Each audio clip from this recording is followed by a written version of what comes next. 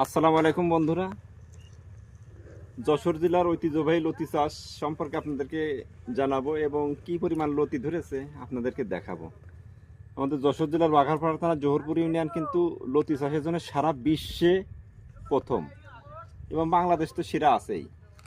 কি কারণে সেরা আপনাদেরকে সেটাই দেখাবো। আমাদের যশোর জেলার লতি চাষ কি কারণে সেরা দেখেন। একটি কারণে আমি দেখাবো যে এই দেখেন, এই এক গাছে এই শীতকালীন মৌসুমে যে এত লতি ধরে আমরা কখনো এর আগে দেখিনি। এই দিকে আসো, জুম করে দেখাও ভাই। এই দেখেন এক এক গাছে মোটামুটি এখনই 8, 10, 15, 20 পর্যন্ত লতি আছে। পরবর্তীতে তাহলে কি পরিমাণ লতি ধরবে, আসলে ফাল্গুন মাস আসলে কিন্তু আরো বেশি হবে। এই দেখেন কি সুন্দর লতি, আর কালার কি লতি।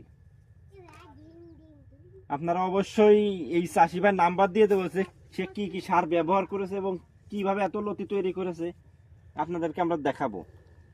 পুরো ক্ষেত ঘুরে দেখাবো ইনশাল্লাহ।